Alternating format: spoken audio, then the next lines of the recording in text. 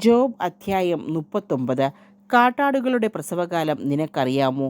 മാൻപേടകളുടെ ഈറ്റുനോവ് നീ കണ്ടിട്ടുണ്ടോ? അവയുടെ ഗർഭകാലം നിനക്ക് കണക്ക് കൂട്ടാമോ? അവ പ്രസവിക്കുന്ന സമയം നിനക്കറിയാമോ?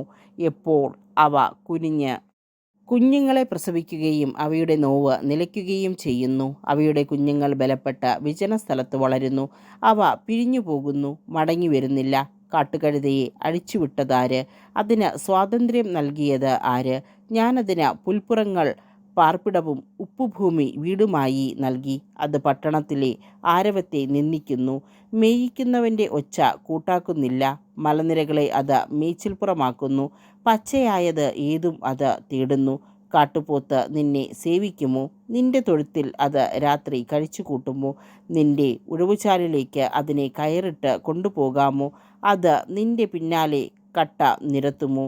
അത് കരുത്തുള്ളതാകയാൽ നീ അതിനെ ആശ്രയിക്കുമോ? നിന്റെ ജോലി അതിനെ ഏൽപ്പിക്കുമോ? അത് നിന്റെ ധാന്യം മെതിക്കളത്തിലേക്ക് കൊണ്ടുവരുമെന്ന് നീ വിശ്വസിക്കുമോ? ഒട്ടകപ്പക്ഷി അഭിമാനത്തോടെ ചിറക് വീശുന്നു, എന്നാൽ അതിന് കൊക്കിനെയോ കഴുകനെയോ പോലെ പറക്കാൻ കഴിയുമോ? അവ മുട്ട മണ്ണിൽ ഉപേക്ഷിച്ചു പോകുന്നു. മണ്ണ് അതിനെ ചൂട് നൽകി വിരിക്കുന്നു. ചവിട്ടുകൊണ്ട് അത് ഉടഞ്ഞു പോയേക്കുമെന്നോ വന്യമൃഗം അവയെ ചവിട്ടിത്തേക്കുമെന്നോ അത് ഓർക്കുന്നില്ല. അത് കുഞ്ഞുങ്ങളോട് ക്രൂരമായി പെരുമാറുന്നു. അത് കണ്ടാൽ അവ അതിൻ്റേതല്ലെന്ന് തോന്നും. ഈറ്റുനോവ് പാഴായി പോയാലും അതിന് ഒന്നുമില്ല. എന്തെന്നാൽ ദൈവം അതിന് ജ്ഞാനം നൽകിയില്ല, വിവേകത്തിൽ പങ്കും കൊടുത്തില്ല. ഉണർവോടെ പായുമ്പോൾ അത് കുതിരയെയും കുതിരക്കാരനെയും പിന്തള്ളുന്നു. കുതിരയ്ക്ക് കരുത്ത് കൊടുക്കുന്നത് നീയാണോ? അതിൻ്റെ കഴുത്തിൽ ശക്തി ധരിപ്പിച്ചത് നീയോ?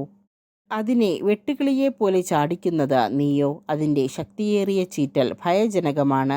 അവൻ സമതലത്തിൽ മാന്തി ഊറ്റം കാണിച്ച് ഉല്ലസിക്കുന്നു, ആയുധങ്ങൾക്കെതിരെ പാഞ്ഞു ചെല്ലുന്നു. അവൻ ഭയത്തെ പുച്ഛിക്കുന്നു, സംഭീതനാകുന്നില്ല.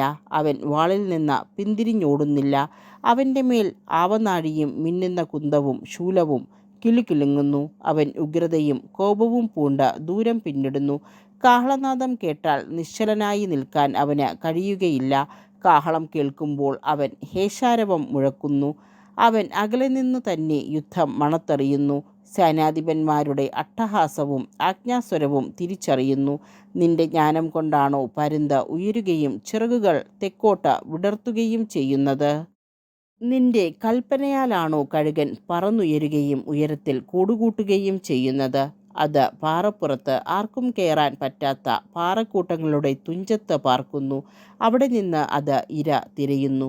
അതിൻ്റെ കണ്ണ് ദൂരെ നിന്ന് ഇരയെ കാണുന്നു. അതിൻ്റെ കുഞ്ഞുങ്ങൾ രക്തം വലിച്ചു കുടിക്കുന്നു.